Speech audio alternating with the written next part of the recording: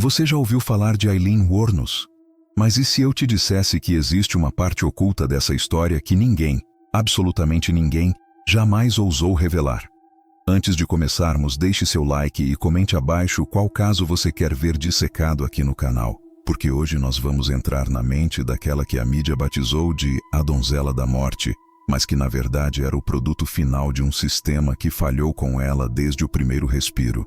A Flórida não é apenas o estado do sol, das praias de areia branca e dos parques de diversão onde famílias felizes constroem memórias de verão. Existe uma outra Flórida. Uma Flórida úmida, sufocante, coberta por pântanos densos e estradas de asfalto rachado que cortam o interior como cicatrizes antigas. É nessas estradas, longe dos olhos dos turistas, que a verdadeira escuridão se esconde. Rodovias interestaduais que servem como artérias para caminhoneiros insones, fugitivos da lei, e almas perdidas que vendem seus corpos por alguns dólares e uma carona até a próxima cidade. Foi nesse cenário de desesperança e calor opressivo que Aileen Carol Wuornos escreveu seu nome com sangue na história criminal americana. Mas para entender o sangue, precisamos entender a ferida.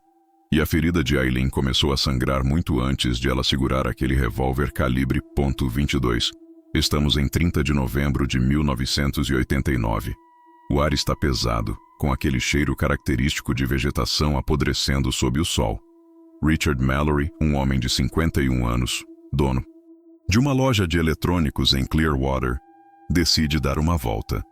Ele é um homem comum, com seus próprios vícios e segredos, dirigindo seu Cadillac 1977. Ele vê uma mulher na beira da estrada. Ela não é bonita no sentido convencional das revistas de moda.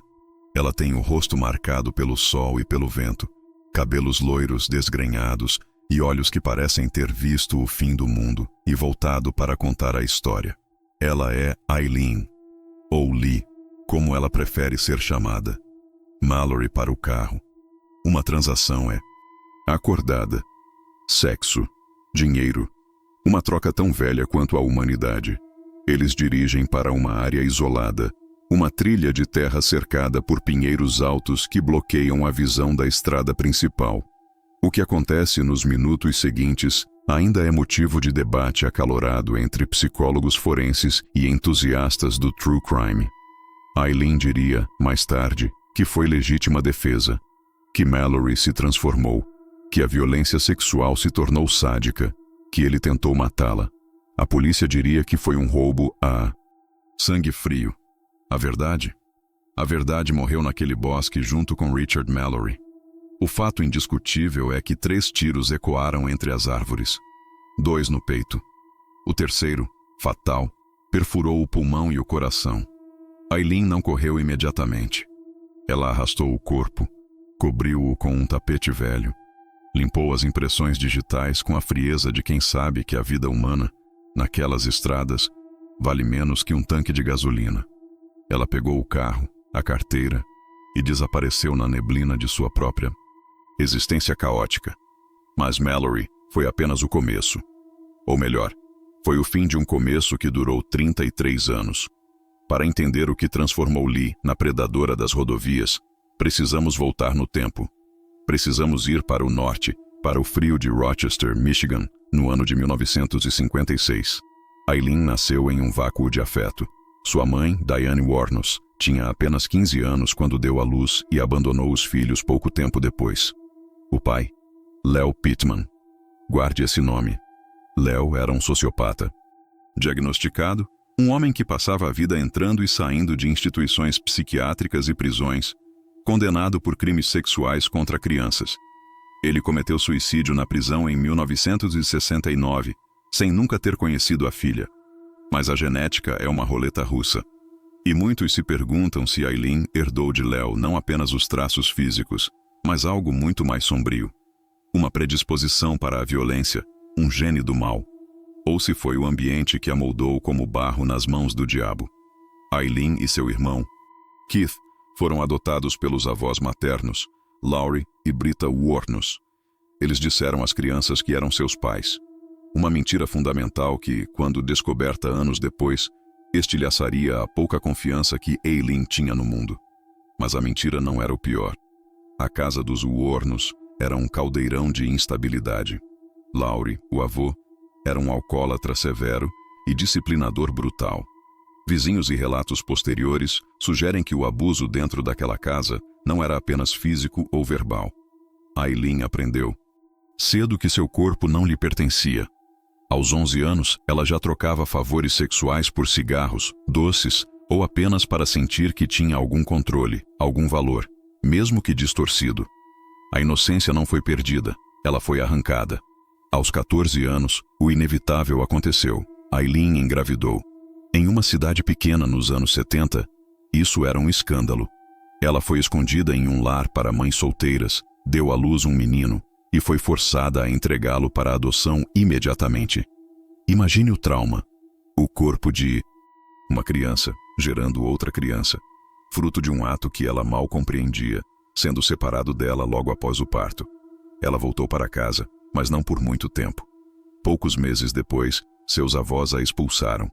Aos 15 anos, Aileen Wuornos estava morando em uma floresta, dormindo em um carro velho abandonado, sobrevivendo do que a natureza e a caridade alheia podiam oferecer. Foi aqui, no frio do Michigan, sozinha na mata, que a Aileen humana começou a morrer, e a Aileen, sobrevivente, assumiu o controle. Ela começou a pegar caronas. A estrada se tornou sua casa, seu refúgio e seu campo de caça. Ela aprendeu que homens paravam. Homens sempre paravam. E homens queriam sempre a mesma coisa. Ela percebeu que podia usar isso. Mas a raiva estava crescendo. Uma raiva vulcânica, alimentada por cada rejeição, cada abuso, cada noite dormindo ao relento. Ela tentou se matar, tentou se entorpecer com álcool e drogas, mas nada apagava o fogo. Em 1976, ela pegou uma carona só de ida para a Flórida. O estado prometia um recomeço, e por um breve momento, pareceu que seria possível. Aos 20 anos, ela conheceu Louis Gratz-Fell, um presidente de iate clube de 69 anos, um homem rico, estabelecido. Aileen viu ali uma boia de salvação. Eles se casaram. As fotos do casamento mostram uma Aileen sorridente, mas com um olhar distante, vestida de branco, ao lado de um homem que poderia ser seu avô. Mas você não pode construir um castelo sobre um pântano. O comportamento errático de Aileen, suas bebedeiras homéricas e explosões de violência física. Ela chegou a espancar Fell com sua própria bengala. Fizeram o casamento durar apenas 9 semanas. Ela estava de volta às ruas, de volta à estaca zero, de volta ao inferno. Durante a década de 80, a ficha criminal de Aileen cresceu como uma metástase. Prisões por dirigir embriagada, conduta desordeira, roubo, falsificação de cheques. Ela usava nomes falsos: Sandra Kretsch, Susan Blahovec, Cami Marsh. Ela era um fantasma no sistema, deslizando pelas rachaduras.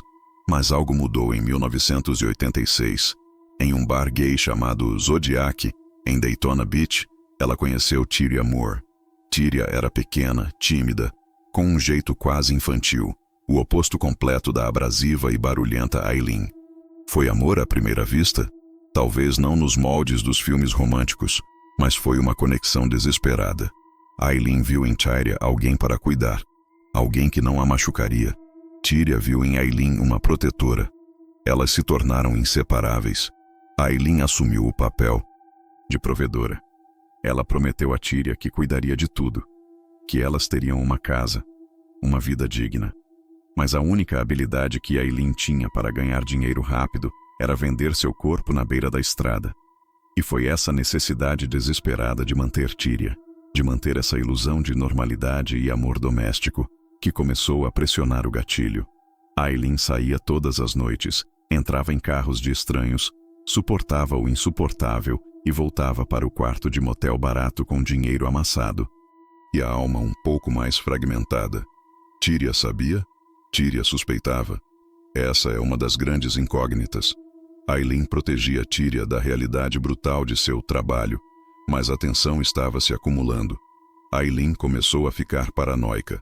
Dizia que os homens estavam ficando mais agressivos, que o mundo estava tentando matá-la. E na mente dela, talvez estivesse. Voltamos a Richard Mallory. Aquele primeiro corpo no bosque não foi um acidente isolado. Foi a quebra da represa. Depois de matar Mallory, Aileen sentiu algo novo. Não foi apenas medo. Foi poder. Pela primeira vez em sua vida miserável, ela teve o controle final sobre um homem. O homem que deveria usá-la e descartá-la foi, em vez disso, apagado por ela. Ela voltou para Tyria com o carro de Mallory. Disse que o dono tinha morrido, ou que tinha fugido. Histórias desconexas. Elas dirigiram aquele carro por dias, até que a paranoia fez Aileen abandoná-lo. Mas o dinheiro acabou, e a necessidade de sobrevivência bateu à porta novamente. Maio de 1990. David Spears, 43 anos, trabalhador da construção civil. Ele foi encontrado nu, jogado na mata ao longo da rodovia 19 na Flórida. 6 tiros. O calibre? .22. A assinatura estava começando a se formar. A polícia ainda não sabia, mas um serial killer estava operando nas rodovias, diferente dos perfis habituais do FBI, homens brancos, solitários, motivados por impulsos sexuais. Este assassino era motivado por algo mais complexo: lucro, raiva e uma vingança distorcida contra o gênero masculino. Aileen não caçava por prazer sexual. Ela caçava porque na cabeça dela era matar ou morrer. Cada homem que parava o carro não era apenas um cliente. Era o avô abusivo. Era o pai ausente. Era o marido que a rejeitou. Eram todos os homens que a machucaram, condensados em um único alvo, sentado no banco do motorista. Menos de uma semana depois da morte de Spears, o corpo de Charles Carskadon, 40 anos, funcionário de rodeios, foi descoberto em Pasco County. 9 tiros. 9. Isso não é apenas roubo. Isso é execução com ódio. Aileen estava descarregando o revólver, recarregando sua fúria a cada puxada do gatilho. Ela pegou o carro de Carskadon e novamente tentou manter a normalidade com Tyria. Mas como manter a normalidade quando você cheira a pólvora e sangue? A polícia começou a conectar os pontos. Corpos de homens de meia idade, encontrados em áreas remotas perto de rodovias principais, mortos com uma arma de pequeno calibre. Não havia sinais de luta intensa, o que indicava que as vítimas foram pegas de surpresa ou conheciam o assassino. Ou, o que era mais provável e aterrorizante para os investigadores, eles deixaram o assassino entrar voluntariamente. O verão de 1990 foi o verão da morte na Flórida.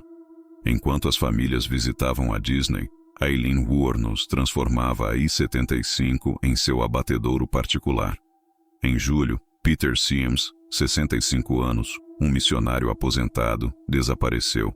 Seu corpo nunca foi encontrado, mas seu carro foi visto. E adivinha quem estava dirigindo? Testemunhas descreveram 2 mulheres, uma loira, com aspecto rude, e uma morena menor. O cerco estava começando a se fechar, mas a polícia ainda não tinha nomes. Eles tinham esboços, desenhos a lápis que começavam a circular nos postos de gasolina e paradas de caminhões. O rosto de Aileen, embora distorcido pelos traços do desenhista, começava a emergir das sombras. Mas ela não parou. Aileen não podia parar. Era uma máquina em movimento perpétuo, alimentada por álcool e desespero. Agosto de 1990. Troy Burress, 50 anos, vendedor de salsichas. Ele saiu para fazer suas entregas e nunca voltou. Seu corpo foi encontrado dias depois. 2 tiros. Mais uma vez, a pistola calibre .22. Aileen estava ficando descuidada? Ou ela simplesmente não se importava mais?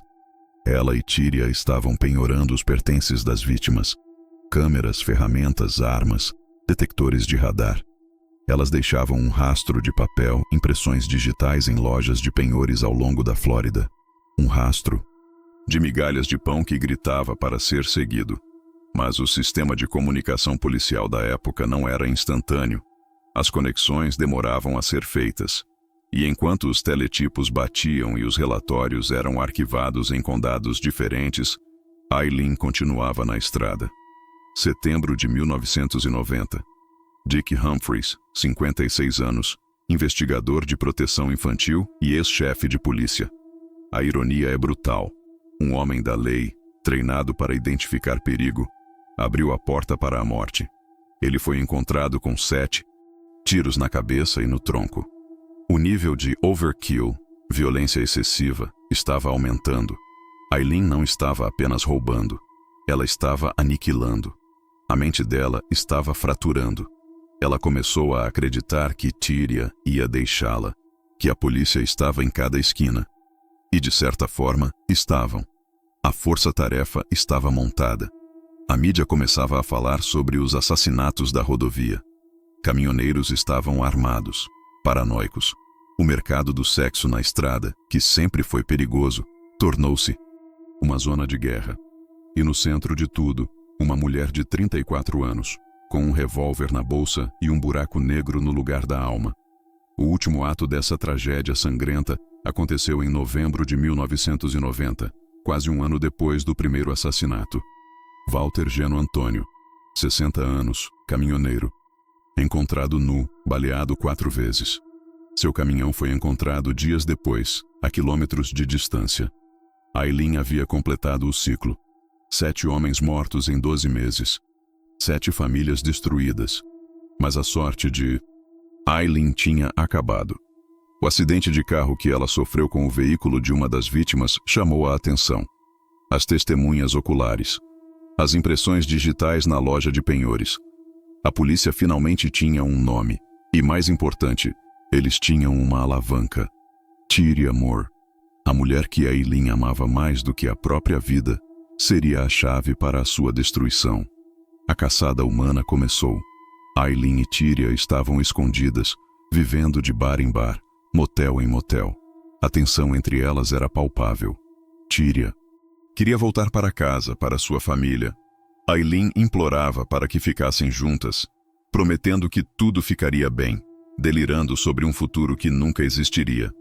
Em 9 de janeiro de 1991, a polícia localizou Aileen no The Last Resort, um bar de motoqueiros em Volusia County. O nome do bar não poderia ser mais apropriado. Era o último refúgio. Quando a prenderam, Aileen não lutou como um animal encurralado. Ela estava cansada, mas a prisão não era o fim da história. Era o início do espetáculo midiático. E aqui, meus caros, é onde a história dá uma guinada que vai fazer seu estômago revirar. Porque a polícia precisava de uma confissão sólida. E para conseguir isso, eles fizeram um acordo com Tyria Moore.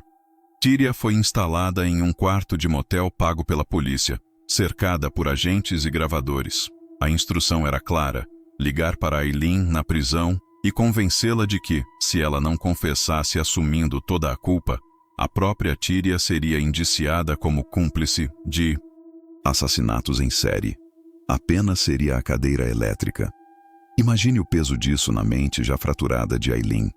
A única pessoa que ela amou, a única razão pela qual ela acreditava ter lutado, estava em perigo mortal por causa dela. As gravações dessas ligações são de partir o coração. Você ouve Tyria chorando, manipulando emocionalmente a mulher que matava para sustentá-la. E você ouve Aileen, do outro lado da linha, percebendo que o jogo acabou. Não havia advogado, não havia estratégia de defesa. Havia apenas um ato final de sacrifício. Em 16 de janeiro de 1991, Aileen disse as palavras que selariam seu destino. Eu fiz tudo. Tyria não sabia de nada. Deixe-a fora disso. Foi uma confissão nascida não do remorso, mas do amor. Um amor doentio, distorcido, mas inegavelmente real. O julgamento de Aileen Wuornos não foi um processo legal. Foi um circo midiático de proporções globais. A América nunca tinha visto nada igual. Uma mulher serial killer? O conceito desafiava a lógica patriarcal da criminologia. Mulheres matam por vingança doméstica, matam filhos, matam maridos. Elas não caçam estranhos na estrada como predadores alfa. Aileen se tornou uma celebridade instantânea, a donzela da morte. Mas nos bastidores, a podridão era ainda mais profunda. Enquanto Aileen aguardava julgamento, policiais que investigaram o caso e até mesmo seu primeiro advogado de defesa estavam fechando acordos para vender os direitos da história para Hollywood. Sim, você ouviu direito. As pessoas, encarregadas de garantir a justiça, estavam lucrando com o sangue das vítimas antes mesmo de o veredito ser lido. Aileen sabia disso, e essa traição institucional alimentou sua paranoia até o ponto de ruptura. Ela gritava no tribunal que era tudo uma conspiração, que a deixaram matar para que o filme valesse mais dinheiro. E por mais louco que pareça, havia um grão de verdade na ganância que a cercava. No banco dos réus, Aileen era uma figura trágica e aterrorizante. Ela alternava entre o choro convulsivo e a fúria psicótica. Ela demitiu advogados, xingou o juiz, olhou para o júri com olhos que prometiam maldições eternas. A defesa tentou alegar insanidade, pintar o quadro de uma mulher destruída pelo abuso sistemático, cujo cérebro não processava mais a realidade de forma coerente. Mas a promotoria pintou o quadro de uma sociopata fria, que odiava homens e matava por dinheiro e esporte. Em 1992, ela foi condenada à morte pelo assassinato de Richard Mallory. Depois vieram mais condenações. 6 sentenças de morte no total. O estado da Flórida queria garantir que Aileen Wuornos nunca mais visse a luz do dia, exceto através das grades do corredor da morte. Mas a história não termina com o martelo do juiz. Os 10 anos que Aileen passou no corredor da morte foram uma lenta descida ao inferno da loucura absoluta. Isolada em uma cela minúscula, sem contato humano real, sua mente começou a se devorar. Ela escrevia cartas desconexas, alegando que os guardas estavam usando pressão sônica para torturá-la, que controlavam sua mente através de espelhos e da televisão. Ela acreditava que estava sendo espionada por satélites.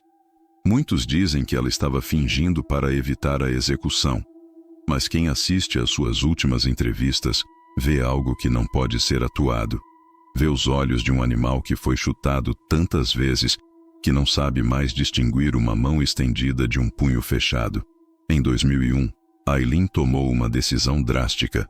Ela demitiu toda a sua equipe jurídica e abandonou todos os recursos. Ela pediu para morrer. Eu sou uma pessoa que odeia a vida humana e mataria de novo. Ela disse ao tribunal. Era verdade? Ou era apenas a única maneira de escapar da tortura de sua própria existência? Ela disse que estava cansada. Cansada das vozes, cansada da raiva, cansada de um mundo que nunca lhe deu uma chance justa. Aileen queria que a execução fosse rápida. Ela queria o fim. E o estado da Flórida estava mais do que disposto a conceder esse desejo. A manhã de 9 de outubro de 2002 amanheceu clara na prisão estadual da Flórida. Aileen tomou sua última refeição. Apenas uma xícara de café. Nada de banquetes, nada de rituais. Apenas a amargura da cafeína para despertá-la para a morte. Quando foi levada para a câmara de execução, ela não parecia assustada. Ela parecia furiosa e, ao mesmo tempo, transcendente. Seus olhos estavam arregalados, escaneando a sala de testemunhas, procurando rostos familiares, talvez procurando Tíria, que não estava lá. Amarrada à maca, com as veias prontas para receber o coquetel letal, Aileen Wuornos proferiu suas últimas palavras, que entrariam para a história não como um pedido de perdão, mas como uma promessa de vingança sobrenatural. Eu só gostaria de dizer que estou velejando com o rock, e estarei de volta como no dia da independência, com Jesus, dia 6 de junho. Como no filme Grande Nave Mãe e tudo, eu voltarei. O veneno fluiu. Às 9h47 da manhã, Aileen Carol Wuornos foi declarada morta. O coração que bateu com tanto ódio e dor finalmente parou. Seu corpo foi cremado e as cinzas levadas para sua cidade natal em Michigan, espalhadas sob uma nogueira. Mas será que ela realmente se foi? O caso de Aileen Wuornos nos força a olhar para o espelho escuro da sociedade. Não estamos aqui para justificar seus crimes. Ela matou 7 homens. Ela destruiu famílias. Isso é imperdoável. Mas não podemos ignorar a fábrica de monstros que a criou. Uma criança abandonada, abusada sexualmente, jogada na rua, tratada como lixo descartável por todos que deveriam protegê-la. Aileen foi um produto de falhas sistêmicas catastróficas. Se o sistema de proteção à criança tivesse funcionado em 1960, Se o sistema de saúde mental tivesse intervindo, se a sociedade não visse as profissionais do sexo como alvos legítimos de violência, Richard Mallory e os outros 6 homens estariam vivos. Aileen estaria viva. Ela não foi apenas uma assassina. Ela foi um sintoma. Um sintoma de uma doença social que ignoramos até que ela apareça na beira de uma estrada segurando um revólver. Aileen Wuornos é o lembrete brutal de que monstros não nascem monstros. Eles são forjados no fogo do trauma e resfriados no gelo da indiferença. E enquanto continuarmos ignorando as Aileens que existem por aí agora, dormindo em carros, vendendo seus corpos, acumulando raiva, estaremos apenas esperando a próxima manchete sangrenta. A história dela é um aviso escrito em sangue e pólvora de que a negligência tem um preço. E, às vezes, esse preço é cobrado com juros na ponta de uma arma calibre .22. Agora, eu quero ouvir de você. Aileen Wuornos foi uma assassina fria que merecia a injeção letal ou foi uma vítima das circunstâncias levada ao limite da sanidade? Existe espaço para empatia no meio de tanto horror? Essa é uma discussão difícil, mas necessária. Se você chegou até aqui, é porque tem estômago para a verdade, por mais feia que ela seja. Então, esmague o botão de like se este mergulho profundo te impactou. Inscreva-se no canal para não perder a próxima investigação e ative o sininho, porque as histórias que vamos contar a seguir vão fazer o caso Wuornos parecer um conto de fadas. Comente abaixo. Sistema falho, se você acha que a sociedade tem culpa, ou justiça feita, se você concorda com a sentença.